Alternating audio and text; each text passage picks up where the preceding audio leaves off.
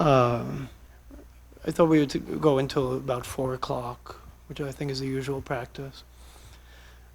Also, in this second hour, my intent is to speak less, so that people can share other kinds of things. I want to just say one thing that I probably should have said before about the modern reception of the Therigatha.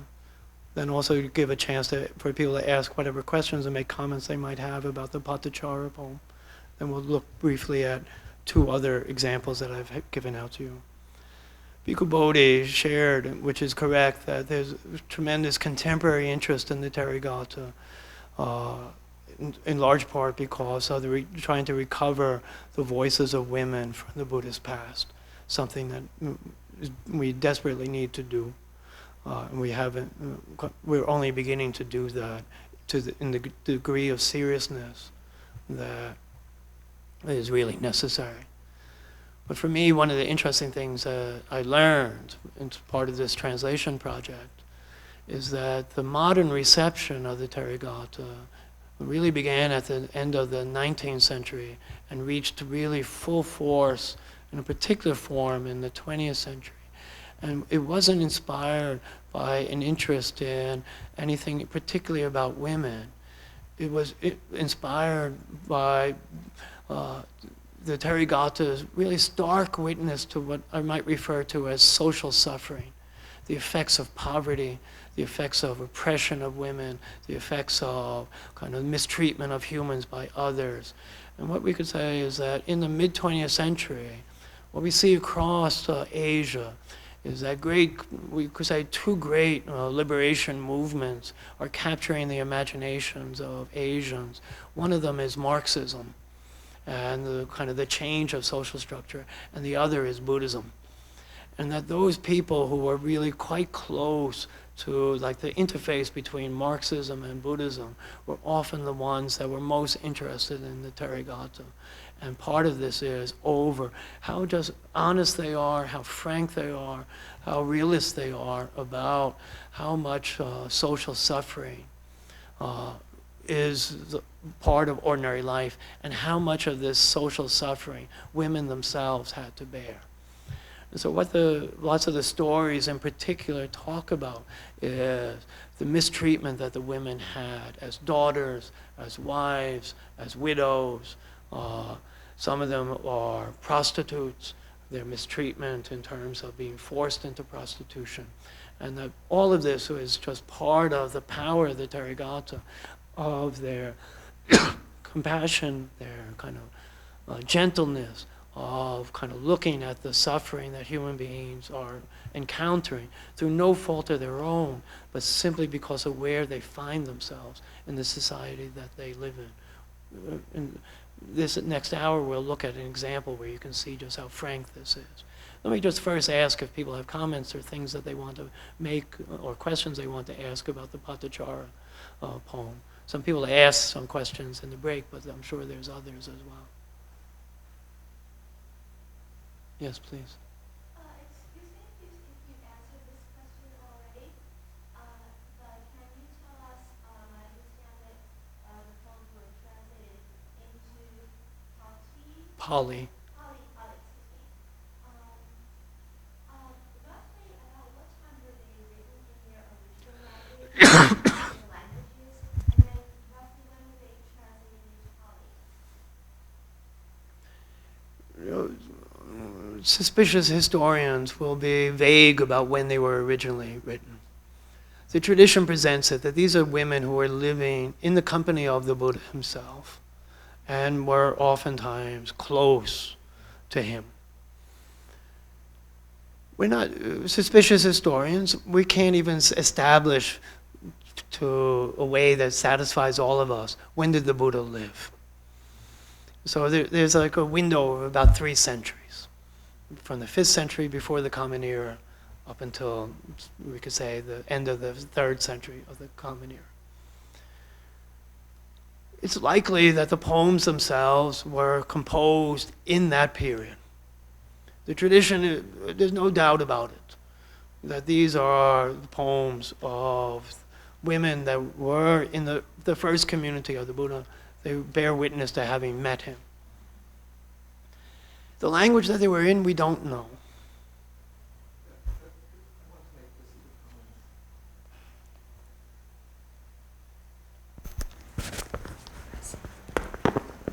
I think when one speaks about the poem translated into, give rise to a misunderstanding.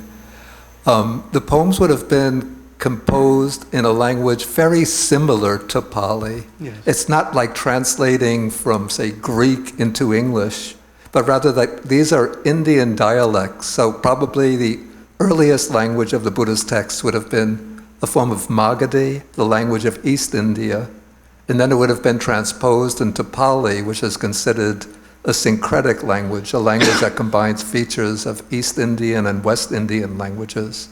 So it's almost a little bit like if you speak of... Almost from Anglo-Saxon into... No, even that is, the difference is not that great. It's more like, almost like translating British English into American English. Maybe the Scandinavian languages. From one to another? Yeah, I don't know those languages. Another way of thinking about this is a very important point, Yeah. an interesting one. The way that, say, a modern speaker of Italian can understand someone speaking Spanish. They won't be able to speak Spanish themselves, but the Spanish speaker will get the gist of what they're saying if they speak Italian and Portuguese. And so someone who knows Spanish can listen to someone speaking Portuguese and get the gist of what they're saying. And so that these early Indian languages would have been like that. And what we might say is, instead of the historical relationship of Portuguese, Spanish, Italian coming from Latin, it would be as if these languages like Portuguese, Spanish, and Italian were translated into a form of a simple Latin, in which much of the vocabulary would be similar. Bhikkhu Bodhi is right. It's not like translating from Pali into English. That it was standardizing and making it easier for people who spoke a lot of different languages to understand what the poems were. But in some sense, it would have been close to the same language family that was spoken there. The second point was, you asked when the poems were written down, and now, you see, the canonical texts were transmitted orally over something like 400 years, at least according to the tradition, 300, 400 years.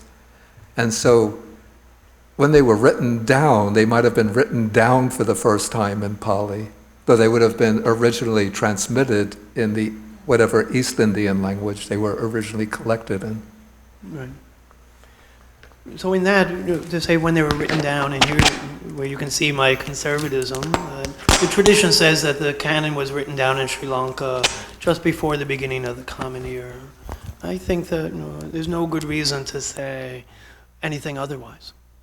You can say, oh, we don't have a Polaroid picture or a tape recording of it, but it seems that that's roughly a good period, like just before the beginning of the Common Era, or the time of the Common Era. Yes, please. The passage about the water moving from high ground to low ground, now is there another poem that makes that explicit, or is that just extrapolated? So the poem says that the water moved from high ground to lower ground. The story ignores high to low and takes up the feature that the water runs on the ground, which is something that you just see. And for me, it's a kind of seeing with the mind's eye that, the idea of water moving on level ground, it's just a natural phenomenon. Is a very powerful image of this water has an agency of its own. That's not driven by gravity. It's something that belongs to the water, that it will move on. No one has to make it move. It just moves. And so the story changes the poem slightly to create this force of, there's something about karma, something that belongs to all of us as individuals that determines, in the end of the day, what happens to us. And it is part of our nature. And there's other kinds of things that are the circumstances. But the story makes the poem stronger in terms of that detail. So then you could say, wonder about, if we know the story, which for most people when they're reading the poem, they know the story. And they're going to interpret the poem in the light of that story. But the poem itself, without the story, still makes very good sense. I would say that all of us, when we're reading poetry or something like this, we can't help but do that, because we start to see things according to what is there, and that's the nature of poetry. We have an idea, that's not really what it says. But if you have an idea, the concept of poetry, that what poetry is always doing is saying something to us that is not said, then you're going to be paying attention to, what is it that I see, that my mind sees, that wasn't said. And that's what people keep on running to. And when you listen to someone else talk about, I see this, then you say, that's interesting. And it's a different kind of idea than saying, the poem means this. And then other people add stuff. You say, no, the poem depends on us kind of adding what it's expecting us to see, even though it knows we're not all going to see the same thing.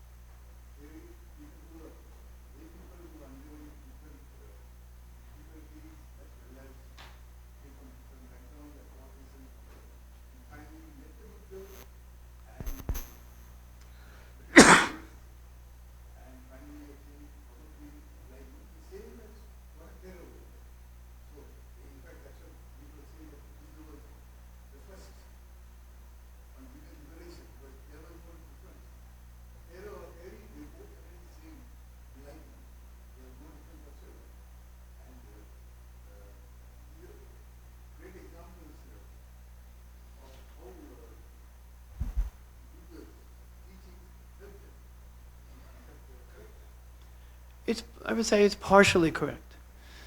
The poems themselves, it's correct for. The only qualification I have that I found very, very moving when I started to pay attention to it, some of the women don't ever meet the Buddha. They meet Patachara. And it's meeting Patachara that changes their lives. And we'll see an example of this. But they don't ever meet the Buddha. That you could say is even stronger. That women are liberating other women. And there's no need. Now, the Therigatha has a counterpart called the Therigatha of the songs of experience of male monastics, in which they're very, very different. The quality of them is really quite different. And the kind of the frank descriptions of social suffering in the Therigatha is not in the male poems at all. You could say the male poems really exhibit male privilege. They don't have the suffering. They talk about the beauties of nature and how great it is to be out, and doing what you want. And they don't talk about, lousy husbands or lousy spouses and things like this. But the broader tradition, in the history of the reception of the Therigatha, they didn't accept what the voices said. And the broader tradition had an idea that the Buddha was ambivalent about ordaining women. We don't see that in the Therigatha at all. But the broader tradition had this idea. He ordained women against his will. He was forced into it. It caused a disaster for the tradition. And it can go on and on in that way. Part of the recovery of the Therigatha is to say the tradition made that stuff up. Men made that stuff up.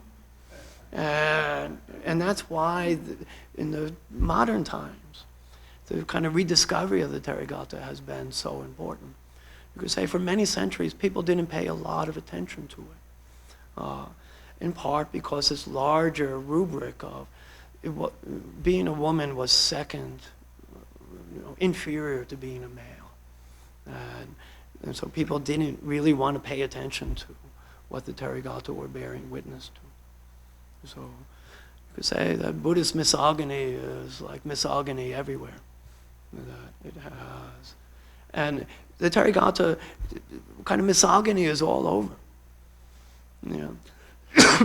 One of the poems is very, very beautiful, where someone comes up to one of the nuns and says, "You're a woman. How can you get enlightened?" And so it's just acknowledging that people are constantly saying, women can't do this. And the woman just, the nun says, what does being a woman have to do with it? And, so she's just saying, you got it all wrong. And so, but then there's all kinds of other things of, assaults, sexual assaults on the women that they're fending off. And so that, it's a different kind of atmosphere. And part of the beauty of the poem is just how frank and honest of this, the oppression of women that is all over the poems. Yes, please. I'm curious about the line, then I held back my mind. I'd like to know what the Pali is for that, and if it's, and what the interpretation, what maybe Bhikkhu Bodhi knows, what's the exact interpretation of held back? So you can go from the right side of the page, number 115, to the left side where the Pali is. So the tato chittam samadhesim. So chittam is the mind. You could equally translate it as the heart or the heart mind. Samadhesim is a verb that you may recognize the word in English, samadhi, of the mental discipline. So the coding that you would have in that word, samadhesim, is a very highly charged word of a meditative practice. The juxtaposition, the surprise of it is that it's overlooking at the water. That, so she's saying, I'm doing meditation from washing my feet. I'm practicing washing my feet. And so it's that kind of surprise that's there. All right.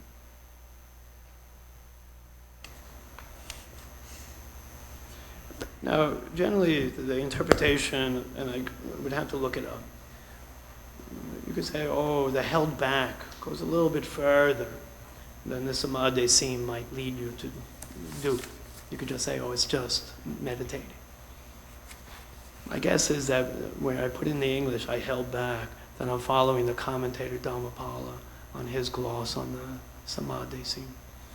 That almost always, when I was reading this, I was being guided by what I thought was a great reader from the 6th century, who knows a lot more in every way than I did. And so, unlike other translators, tended to disregard what Dhammapala said, unless I could find no other way of avoiding it. I never disagreed with it. So, he's showing something that's there. It seems really watered down. I mean, not to go on her metaphor, but it's held back. I've never seen that in, any of the commentaries I've read in terms of meditation practice. Held back. It's really vague.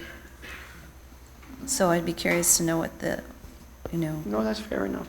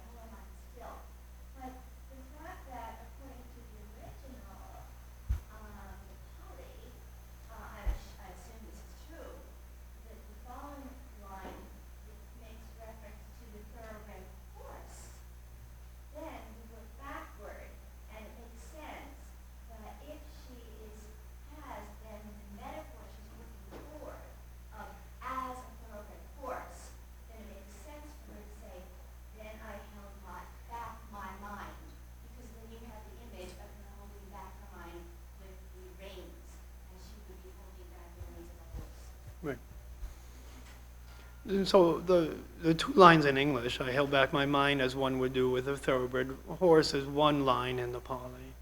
Tatuchitam samadhisim asambhajram vajanyam. And so it's all, you know, the English makes you stop. The Pali, it's all one kind of thing, and the metaphor is built into it.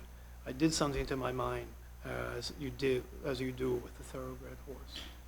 You know, so.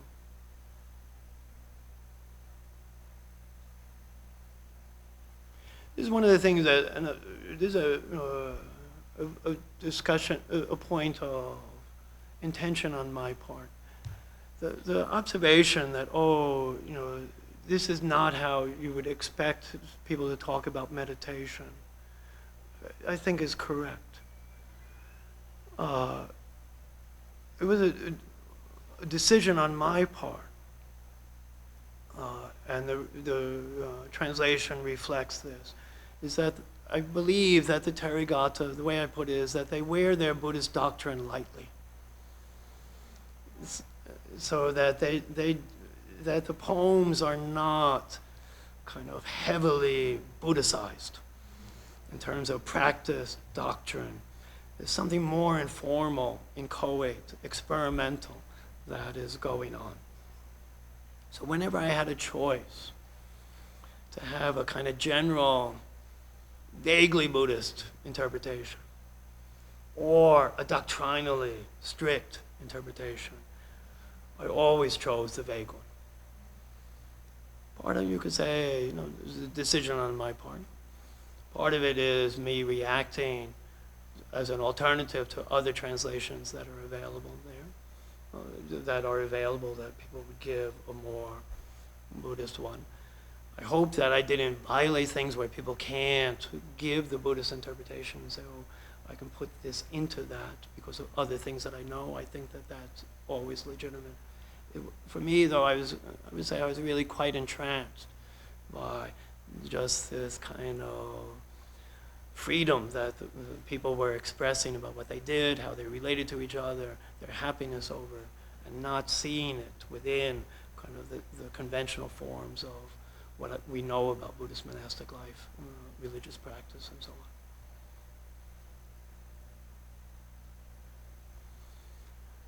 Let me just, because of time, let me just briefly point out to you one thing that is really one of my favorites. We won't really discuss it very much. And then just spend the last bit looking at one of the poems of someone who is a follower of Patachara, but also where we see the social suffering very directly. But very quickly, let me just point to, you can see this on page Roman numeral 12 or 13. This is the verses of a woman named Umali. The story that the commentators tell us about Umali is that she had been forced into prostitution. And then after, say, that her life as a prostitute was coming to an end, she was converted to Buddhism, became a follower of the Buddha, and then ordained. The opening verse, and you can see that what I've given you on the previous page, on page 129, is the first 3 verses of what are 20 verses, 20-something verses. The general gist of it, you get right from the beginning. So I'll read what's the opening line. The hairs on my head were once curly, black like the color of bees. Now, because of old age, they are like jute. It's just as the Buddha, the speaker of truth, said, nothing different than that. Now, one of the things the introduction explains about this, one of the fascinating features about this long poem of Umali, in which she's describing her body from the top of her head down, all of it in the same way of a contrast. I used to be this way, now I'm this way. That description of beginning at the head down is one of the features of South Asian love poetry. When someone is describing the physical beauties of someone that they love, it's always in this feature of going from the head down. one of the things for the historian of literature, that the formalities of this genre aren't really set until centuries later, but we see it very clearly here. We don't know, was Pali or whoever composed this creating this that other people followed? Is the genre already in place? We can't say, but it's definitely there, and that by the time that we have people like the commentator Dhammapala writing on this poem, the genre is well set. There's many, many examples of it. The meter that this poem is in is also one that is conventionally used to describe springtime, the beginnings of things. So what you have is the contents that are describing, what we might say, autumn, and the conventions are the opposite, about new things. Now, most people, when they read this poem, including myself, would say that what this poem is about Buddhist doctrines, Buddhist ideas of impermanence. And what she's describing is the impermanence of the body and how it changes into other things. I'll just point out to you that one of the things that I did, and why I translated the poems in the way that I did in many ways, is that to prepare myself for the project, one of the first things I did was to read a translation of the Therigatha, selected poems of the Therigatha, by one of the greatest novelists in Sinhala of the 20th century, a great Buddhist thinker as well, a man named Martin Wickramasinghe, who in 1950 translated some of these poems into Sinhala. I found him to be an inspired reader. I was like blown away by the way that he read poems. And I said, oh, the way that I was taught that what these poems meant, I had no idea what was going on. So let me just give you one example of what is happening here. And where, this is on Roman numeral page 18, Wickramasinghe is saying that he knows that everyone says that Pali's poem is about impermanence. And the fact that all of us are subject to it is sad but true. But Wickramasinghe is emphatic, and then I begin to translate him. This is not the perception felt by the nun Pali. Rather, she is saying that she once took pleasure in her hair that was black like bees, but now she takes more pleasure precisely in the hair that is like jute. That nun is trying to make us savor what is real here, to see her insight and to feel her pleasure as well.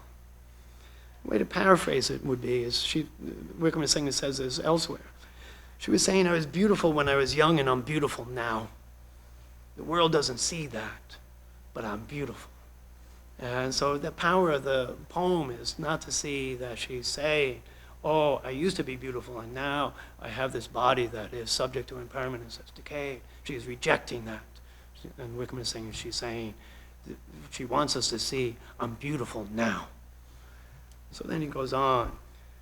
That nun is trying to make us savor what is real here, to see her insight and to feel her pleasure as well. That is the difference between the poetry of the Therigatha and the poetry we are used to. Other poets satisfy us with the beautiful things of this world. Those poets have captured sensual things that have not been seen or perceived by us, and they try to make us experience the pleasure that is to be gained through such things. What moves them then moves us. The composers of the Therigatha try to get our senses and also our hearts to grasp the things that they have seen. They do so, however, to make us experience a reality that goes beyond the reality that is known through sensory experiences of the beautiful things in this world. This is something that they do very successfully. Their vision, the vision of those who have ended their addictions to the senses, might not appeal to somebody who considers gratifying the five senses the greatest thing in the world. Someone might think that the Theris only detest the things of this world because they cannot have them. Even those who see things that way or think that way can receive great pleasure and insight if they read the Therigatha carefully, if they remain open to the Therigatha as great poetry. Now, for me, what was very striking about this is, what I would say is that Wickramasinghe was kind of encouraging me and others to read the Therigatha as being about a Buddhism that goes beyond Buddhism. It's showing us a reality beyond the kind of Buddhism that we hear all the time. And in this, he was taking up what you could say is the traditions of poetry. They're saying things to us that they don't say, but they're depending on us to see what it is that they want us to see, this other kind of experience of the world. Right? Let's just use the last time that we have together to look at the poem of Chanda. What I want to do is to just take some time for people to make comments on it, to say what's happening in it. Let me just emphasize again, Chanda is one of the disciples of Patachara, and Patachara will show up in her poem. In the past, I was poor, a widow, without children, without friends or relatives. I did not get food or clothing. Taking a bowl and stick, I went begging from family to family. I wandered for 7 years, tormented by cold and heat. Then I saw a nun as she was receiving food and drink. Approaching her, I said, "Make me go forth to homelessness." And she was sympathetic to me. And Patachara made me go forth.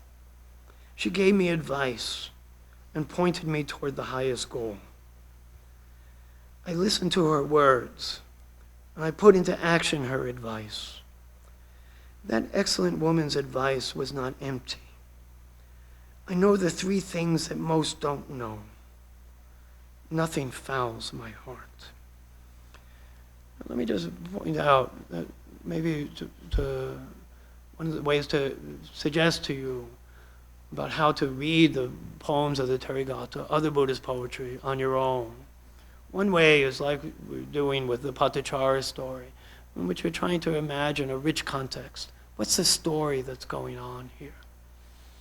Another way, that depends on a certain amount of knowledge and guidance by others, is what I suggested with the Pali, that you need to know something. Oh, this isn't a meter that's always used to describe springtime. This is in a format of a convention that's about love poetry. And what Wickramasinghe says to us, there's 2 sensibilities here. Each one is trying to outdo the other. One is about impermanence, the other is about beauty. And each one is racing with the other. And the third way, you could say, doesn't depend on knowing anything. It's simply trying to come to the poem and say, it's almost like playing Jeopardy, that TV game Jeopardy with the poem. This poem is an answer to a question. What's the question? One of the things for me reading this poem is I would say, the question that comes to my mind is, what makes life possible? How is it that we're able to live? And that then you start to say, the poem is about that question. And it's telling a story. I lived this way and life was not possible. Then life became possible. And the hinge, you could say, is a pun, a very beautiful one, where Chanda sees this nun begging for food. When I read this with a young Sinhala poet, and he was very charmed by it. He said, she doesn't know what she's seeing when she sees Patachara begging for food. She's begging for food and she's not doing very well. She's destitute. She sees this other woman who's getting food and she says, this person has a better scam than I do. I gotta learn what she's doing.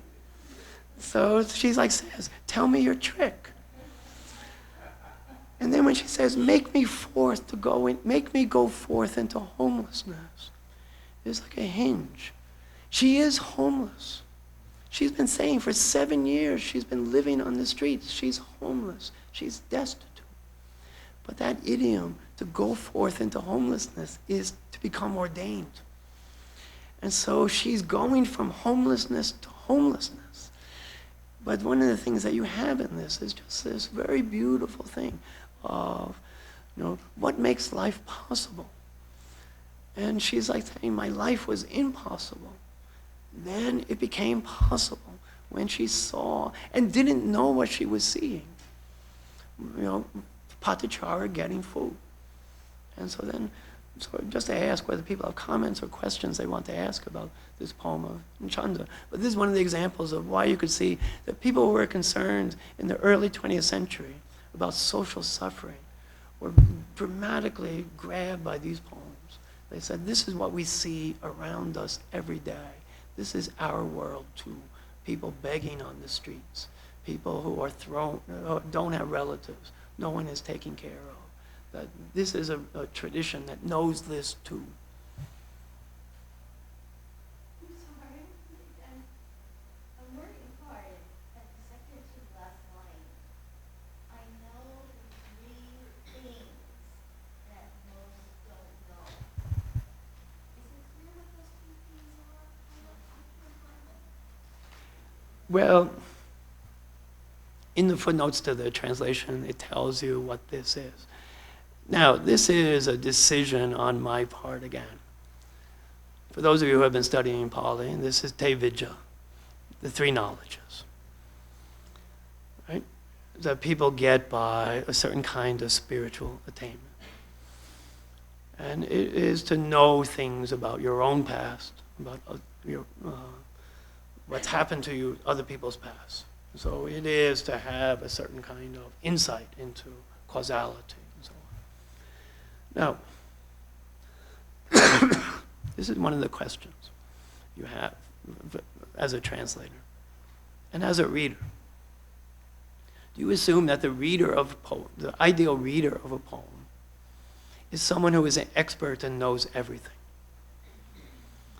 Or do you assume that lots of times we're reading things and we really don't know the exact reference to what it's about, and we just go on. And so what we know, so one of the things that when I translate it as the three things that most don't know, basically it is something that we don't know. It is something that, people who are spiritually advanced, they know these things. The rest of us don't know. And we may not even know what they are.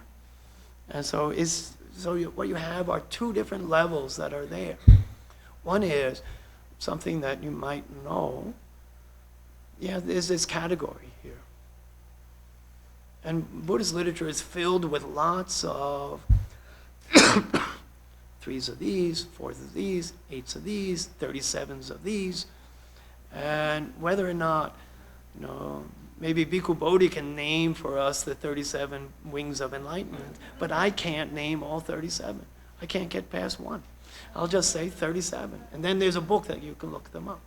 So that's one of the things that you have. So the opacity there is that some readers will say, I know this is something that great people have, I don't know what it is. Someone who's more learned will say, I know what these things are. The footnote tells you what they are. Yeah. In English. And there's a glossary that tells, because this comes up to over and over, the poems say, I know the three things that most don't know. It seems that this expression here, this is definitely a doctrinal allusion. So that definitely, so that a monastic reader or a reader who is well versed in Buddhist philosophical doctrine will immediately know what the thing is. No, so the three things are the ability to know one's own past, the ability to know the past lives of others, and to know where other beings, to know one's own past, and then to know why other beings are reborn in the place where they are, and to know one's own moral corruptions. And so then, so what you can say is, I know where I came from, I know where you're going, and I know who I am. And I can see my own imperfections correctly. So one of the things we can say is that when Donald Trump says, I don't like to go into self-reflection too much because I'm not sure I would like what I see. And so this is one of the things that you say, almost all of us are that way. We don't want to know what we really are like because we won't like what we see. And so that's part of the three knowledges.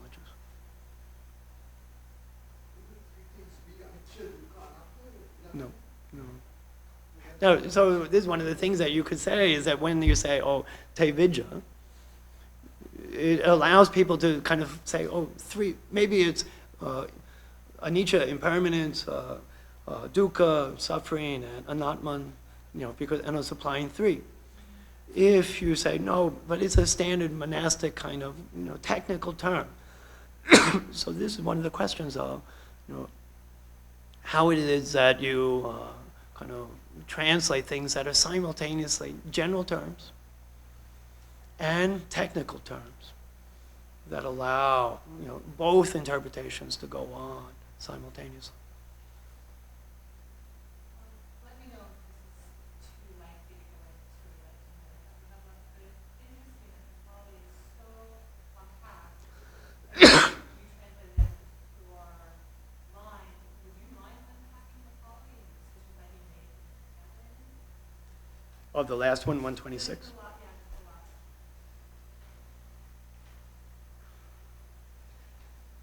a lot. I'll just read the Pali, all right? Tasaham vachanam sutva akasim anusasanim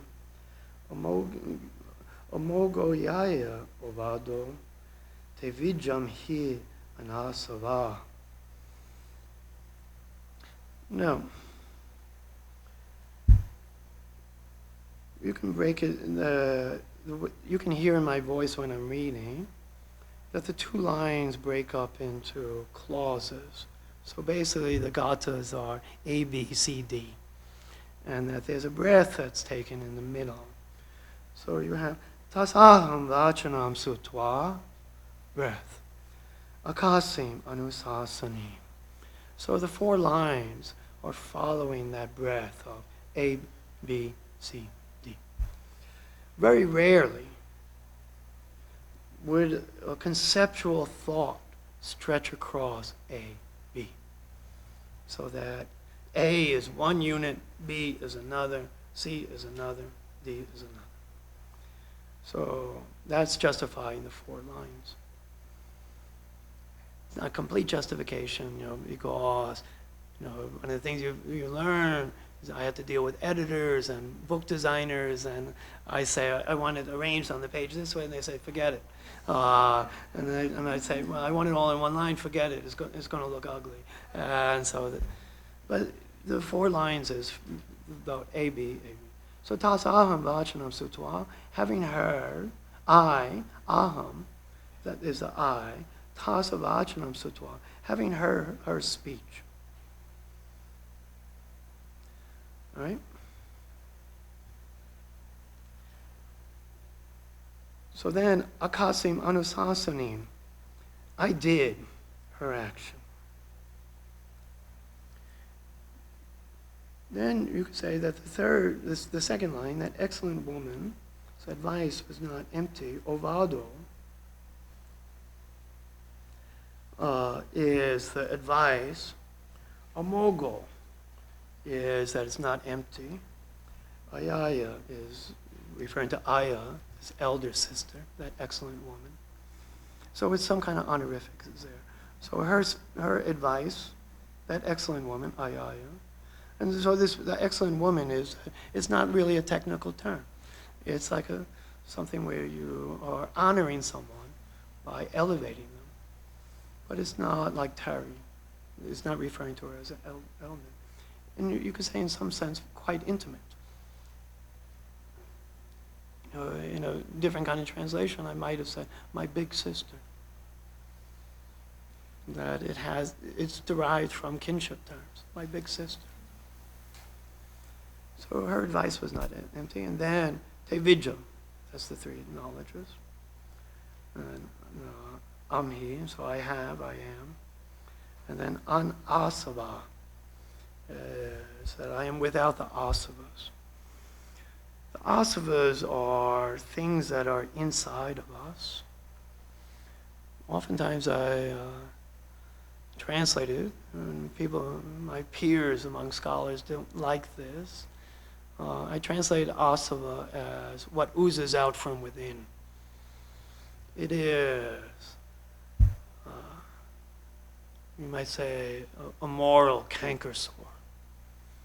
It is something that is part of our nature that seems to come from within us and then appears and fouls us on her. And so this is her three knowledge. She knows that she doesn't have that anymore. Someone who didn't like the translation, asava, or what oozes out from within, said it really means influx, which is fair, but I don't know what influx means in English. So that's one of the, I say, yeah, as a scholar, I've translated asava as influx a lot, but I've never used influx at a dinner table conversation. And so that was one of the things. Right, so is that clear then? Yeah. But one of the things you can see that, just, I'm not a very good reader of it, Bhikkhu Bodhi probably is better, but that there's a certain kind of lyric quality to some of these. And some of them, the more you attend to it, you start to say, oh, whoever did this really had a great deal of control over language, like alliteration, rhythms, choices of words, keeping to a certain meter that's going on. So, tasaham vachanam sutva akasim anusasanim amogo ayaya avalo tevidyam hi anasava. The T at the end is a quotation mark. It's just a quotation mark. Someone said this. Your last comment raises the interesting question. If this woman is looking just like a beggar, then where does she learn to compose? How does she learn to compose verse that conforms to the slope of meter?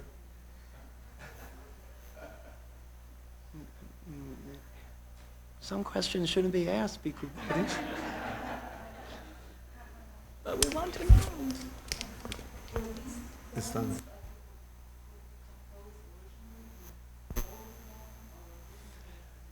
They would have been oral. There's no doubt that they would have been oral. And then, you had very elaborate systems of memorizing them and transmitting them, people who specialized in doing this. It's possible to imagine these poems, that some of them as well would have been sung as songs. They're very close to what we know of early Indian song. And they have rhythms of songs, which then would make it seem likely that they could have been sung not just in religious contexts, but where people were working. In a kind of, people planting rice today, you'll see them working in the fields in which people are singing verses together. People pounding rice, doing other kinds of repetitive labor, where they're working in unison, that the singing together keeps people kind of, their minds on what they're doing, but also distracted, giving pleasure to it. So that there's a way in which we can say, oh, this is a poetry that's very, very close to song. And that's part of the life of the poetry as well. And I will say that I haven't heard any of these sung, but other poems that, when you hear people singing them, it changes how you hear the song. This is part of when you hear with the mind's ear. And one of the things that, for me, it was just, I really was speechless when I heard it. You can imagine,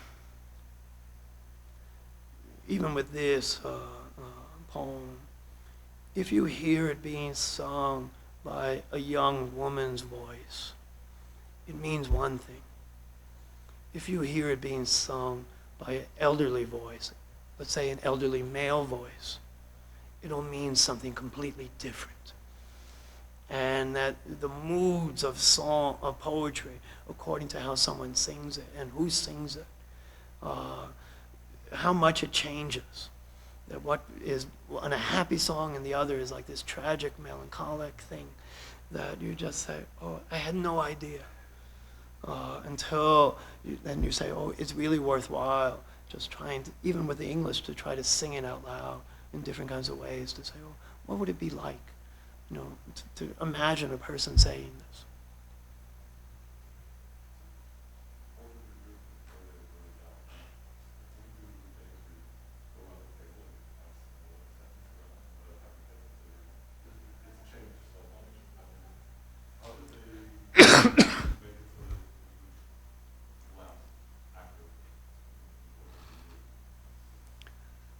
What we know about this is, I would say, in the most general terms. But one of the things that we could also say is that the fancy word would be the technologies of memory, the skills of memorizing things, are very underdeveloped in our own society. And when you're in the presence of people who have been educated in certain kinds of ways, and you see the amount of stuff that they have memorized and have recourse to decades after they have memorized it, and they'll recite it in front of someone else who has also memorized it, that the other people who have memorized it don't say, you got it wrong. But we do know in a general way that you had people who were specialists in memorizing certain bodies of Buddhist literature. That was their job. How they did this, we're not so sure. We have better ideas of how people memorize things in like Hindu communities, certain kinds of texts in Hindu communities. And one of the things that they did that is really quite remarkable is that they had techniques in which it was referred to as word-wise and stepwise. Word-wise and stepwise. This is how the Vedas were memorized. So the way it would be is if you just take the first line of Chanda's poem. In the past, we'll just take the first. In the past I was poor. Dugata aham pore asim. The word-wise would just be to memorize it in that way. In the past I was poor. The stepwise would be that you would memorize it in, the, past, I, was, past, poor. And so what you were doing, you were memorizing every word twice. And that then to kind of change it as it's going around the room becomes next to impossible. And so then when people, Europeans, went and they heard Indians reciting texts, they didn't believe that they could do this. And they began to write it down, and they would write down these texts being recited by Brahmins, say in South India. Then they would compare what they had written down in South India to the Brahmins reciting the same text in Calcutta and Bengal. And except for like very few syllables, it was word for word identical. And so what you have are technologies. Now, what's interesting is, if you memorize something in, the, past, I, you have no idea what it means. And so one of the things is that these technologies of memory aren't the same thing as knowing what it means. It's just a way of transmitting that the culture has developed. And I'll just say, having been educated by people who were educated in this fashion, when you see people who were able to do it, it's astounding. It's like when you watch them, my own teacher say that, I might ask him, have you ever seen this word amogo used elsewhere? And he had a certain facial expression. His eyes would go in the top of his head. And it was like a computer searching his memory. And then his eyes would start to flash, and then his head would start to rock. And then when he got close to it, then it would be growing very slowly, and then he would recite the exact sentence, omogos ayayu, avado. So oftentimes you say, oh, this is such an unusual expression, it's so beautiful. And you say, it's not unusual at all, there's 33 occurrences of this. And then they'll recite all 33 occurrences. And you just say, I'll just say it's very, very rare for people to be educated that way anymore. And so it's like a dying cultural technology.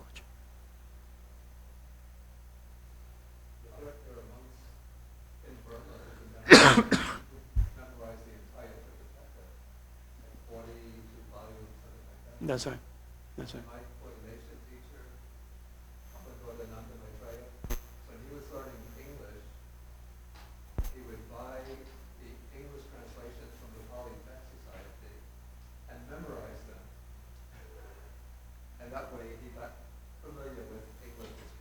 That's right. Yeah. You speak English like Caroline restated. Yeah, yeah, yeah. So then I know that people have other places to go, so this will be the last question. So please.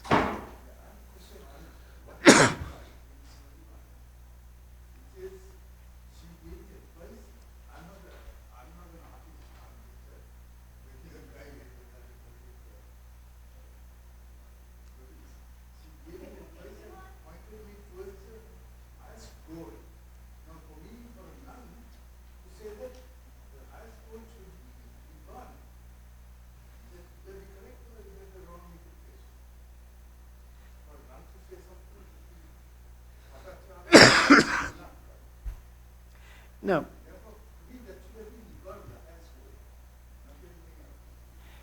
No, this is one of the pleasures of reading things. So the word for the highest goal is, this is quite. That's fine. That's fine. That's fine.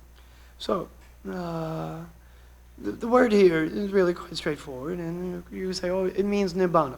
So, but it's paramate. So parama, artha.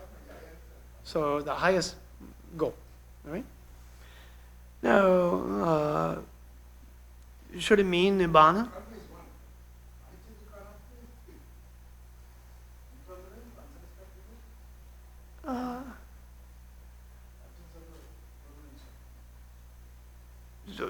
So I'm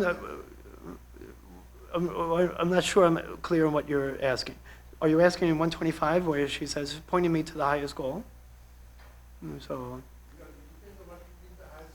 of course.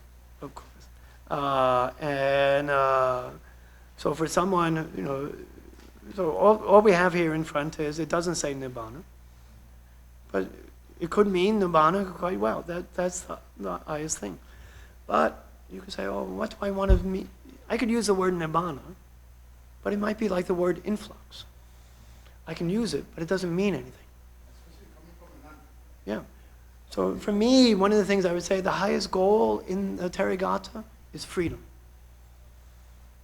And one of the things of my experience of reading the Therigatha, freedom is a good translation of nibbana, of enlightenment. It means to be free.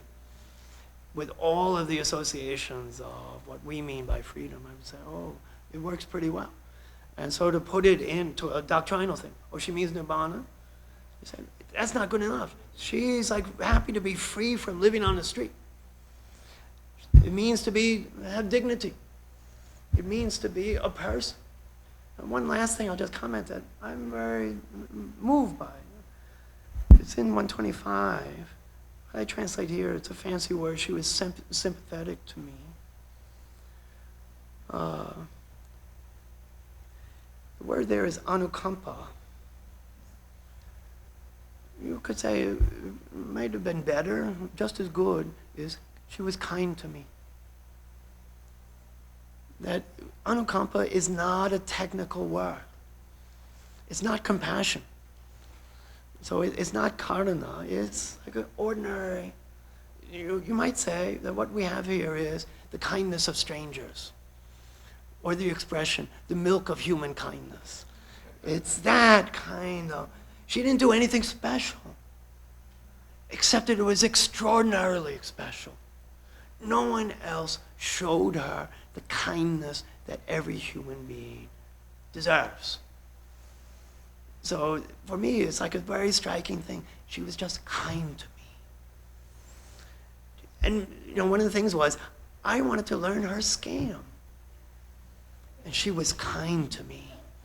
And so one of the things I just find that a very, very humane, touching moment where she doesn't say, she taught me Buddhism, she taught me Dharma, she was just kind to me, even though she probably knew what I was up to. And didn't hold it against me. So that's part of the humaneness of the poetry that I just love at this point.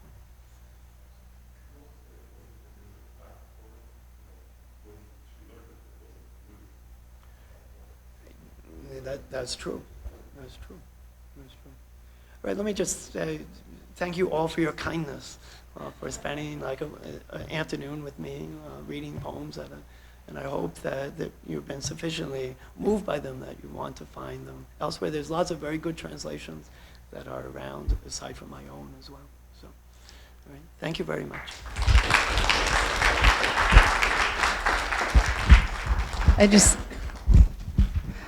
I think we just want to thank you, Professor Hallisey, for being here. Many of us were really moved by your compassion and these stories and your clear teaching style. I feel like I went to Harvard. Thank you. I've always wanted to go. Also, Bhikkhu Bodhi, for your arrangement in this. Thank you so much. The other thing is we're all out of the books, but you can order them on Amazon, I presume. And hopefully you'll be back to work with us again. We would love for you to join us again. Thank you so much. Can I just add one thing? Yes. The purpose of this series is really a wonderful thing that someone has done. So it's meant to be like the Loeb Classical Library for Greek and Latin for South Asia.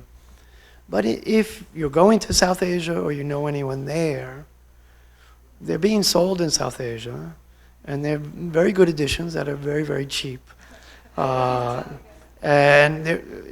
when the editor it wasn't my idea to translate these.